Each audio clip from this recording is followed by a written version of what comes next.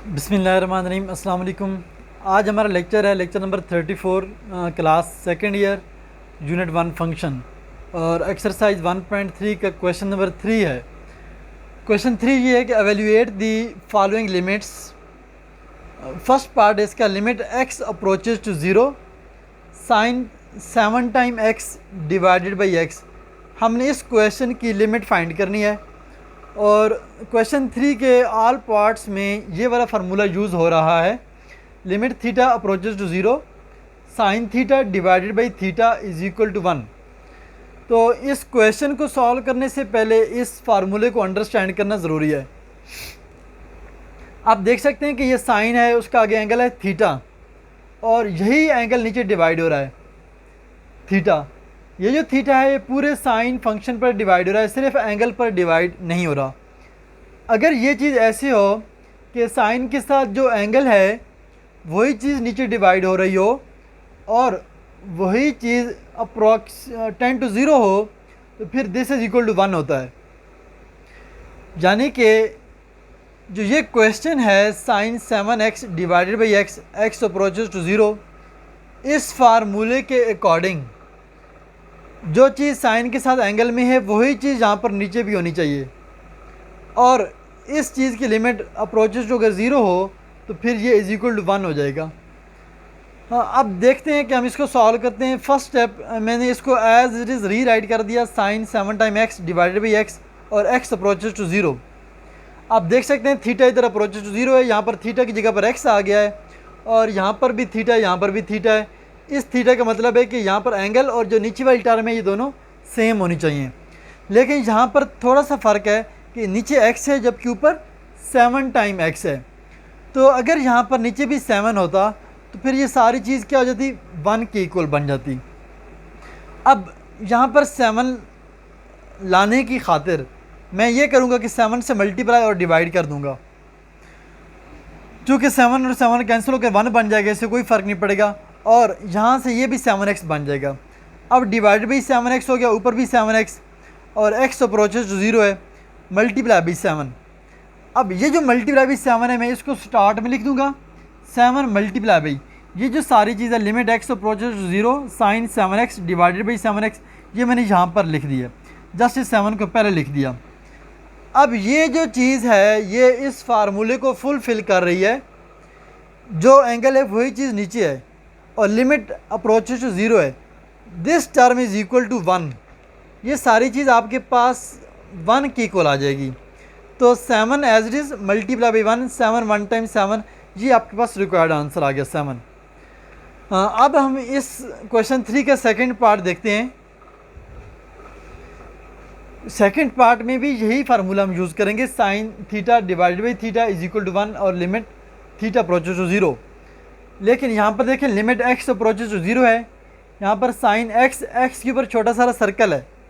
ये जो सर्कल है ये डिग्री की नोटेशन है इसका मतलब है कि ये x डिग्री है, और ये जो नीचे x है ये इसके साथ कोई यूनिट नहीं, ये रेडियन मेजरमेंट्स में है।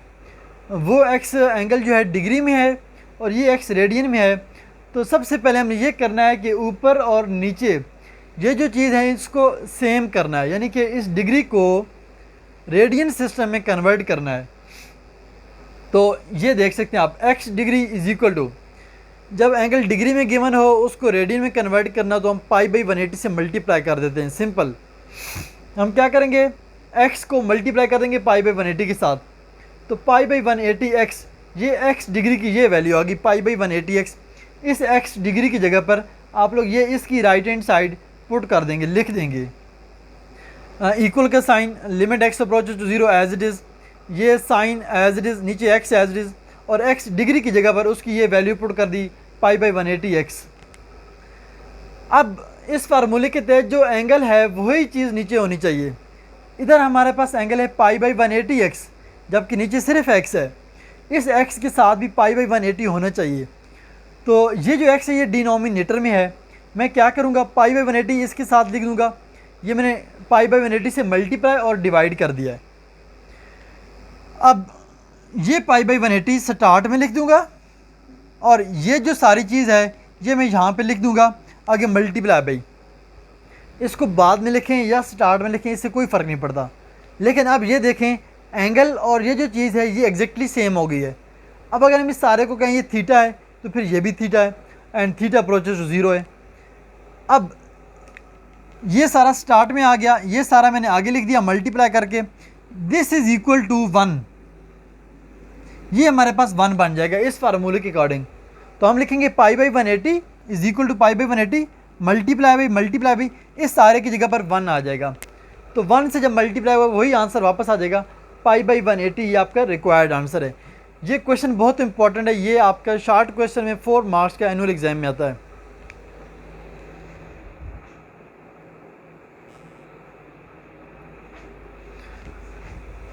क्वेश्चन 3 का भी थर्ड पार्ट हम देखेंगे। ये है limit theta approaches to 0 1 minus cos theta divided by sine theta.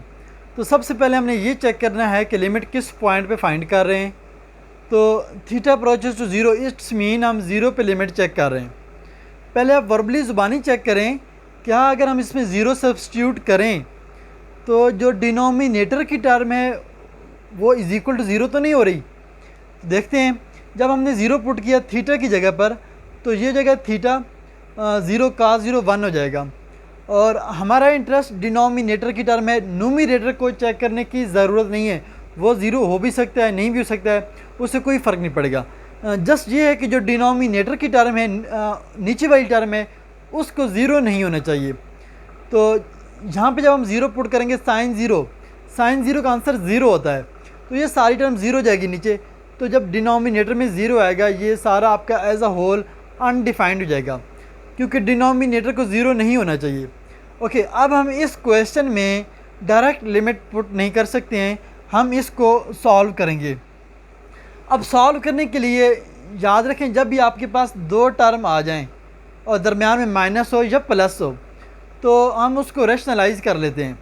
यानी कि यहाँ पर माइनस है तो 1 इधर प्लस लगा देंगे, प्लस लगा के उसे मल्टीप्लाई और डिवाइड कर देंगे इस सारी टर्म को। ये limit theta approaches to 0 as it is 1 minus cos theta as it is sine theta as it is multiply by इसकी जो मिडल टर्म है माइनस, इधर प्लस लगा दिया, 1 plus cos divided by 1 plus cos multiply और divide कर दिया। क्यों किया है, रैशनलाइज क्यों करते हैं, ये एक्चुअली हमारे पास फार्मूला बन जाता है। ये है अब a माइनस बी और ये है a plus b. a minus B into A plus b is equal to होता है a square minus b square. This one a minus B into A plus b is equal to a square minus b square. तो हम rationalise करने का हमारा purpose यही होता है कि हम ये चीज़ बना दें a minus B into A plus B. अगर यहाँ पर प्लस होता तो हम माइनस से मल्टीप्लाई करते, साइन चेंज करके मल्टीप्लाई करना होता है। ओके, तो ये अब हमारे पास फार्मूला बन जाएगा a minus B into A plus b is equal to a का स्क्वायर माइनस बी का स्क्वायर। a यहाँ पर क्या है 1 है 1 और b क्या है कॉज है। तो a का स्क्वायर आप 1 का स्क्वायर लगाएं या ना लगाएं उससे कोई फ़र्क नहीं पड़ेगा। 1 square minus cos square divided by ये साइन थीटा और ये 1 प्लस कॉस थीटा आपस में मल्टीप्लाई करके एज इट इज़ लिख देंगे। Okay, 1 minus cos square is equal to है साइन स्क्वायर थीटा। कैसे, फर्स्ट ईयर के यूनिट 9-10 में आप लोग ये आइडेंटिटीज़ फंडामेंटल आइडेंटिटीज़ पढ़ चुके हैं, ये दोबारा देख लें। Sine square plus cos square is equal to 1, तो cos square right hand side पर जब जाएगा तो नेगेटिव हो जाएगा, sine square is equal to 1 minus cos square. अब 1 minus cos square is equal to sine square है, तो इस क्वेश्चन में 1 माइनस कॉस स्क्वायर की जगह पर हमने साइन स्क्वायर पुट कर दिया है। ओके, अब देख सकते हैं आप ये नीचे साइन थीटा है और ऊपर साइन का स्क्वायर है, तो एक साइन कैंसिल हो जाएगा, यहाँ पे एक साइन कट गया, बाकी जो रिमेनिंग है आपके पास एक साइन थीटा ऊपर बच गया, नीचे ये 1 प्लस कॉस थीटा बच जाएगा बिकॉज ये साइन थीटा आपका कैंसिल हो चुका है। ओके, अब जब हमने चेक किया कि यहाँ पर डिनोमिनेटर में 0 आ रहा था साइन 0, तो जो टर्म प्रॉब्लम कर रही थी हमने उसको कैंसिल करना था, उसको ख़त्म करना था। अब आप देख सकते हैं ये साइन थीटा कैंसिल हो गया है। अब अगर आप लिमिट पुट करते हैं तो डिनोमिनेटर में 0 नहीं बनेगा, नीचे वाली टर्म इज इक्वल टू 0 नहीं आएगी, क्योंकि वो जो प्रॉब्लम फैक्टर था वो हमने कैंसिल कर दिया है। तो अब हमने इस क्वेश्चन को जस्ट रीराइट किया, sine theta over 1 plus cos theta. अब आप जहाँ जहाँ थीटा है उधर 0 पुट कर दें, और अब ये लिमिट थीटा अप्रोचेस टू 0 ये आप दोबारा से नहीं लिखेंगे बिकॉज अब आप लिमिट अप्लाई कर रहे हैं। Okay, sine 0 divide by 1 plus cos 0, तो आप देख सकते हैं साइन 0 इज इक्वल टू हमारे पास होता है साइन 0 इक्वल टू 0 होता है और cos 0 1 होता है। तो इस क्वेश्चन में साइन 0 की जगह पर 0 आ जाएगा डिवाइड बाई 1 प्लस cos 0 की जगह पर 1 आ जाएगा, 1 प्लस 1 2। न्यूमरेटर में 0 है, नीचे कोई भी जब नंबर हो ऊपर 0 हो तो दिस इज इक्वल टू 0 होता है। This is the required answer. दोबारा समझ लें कि जब आपने चेक करना है इसमें डायरेक्ट पहले लिमिट पुट करनी है। नीचे वाली टर्म अगर 0 हो रही हो तो फिर आप उसको सॉल्व करेंगे और जो टर्म 0 हो रही है उसको पहले कैंसिल करना होता है। ऊपर बेशक 0 बन जाए उससे कोई फ़र्क नहीं पड़ता, डिनोमिनेटर में 0 नहीं होना चाहिए।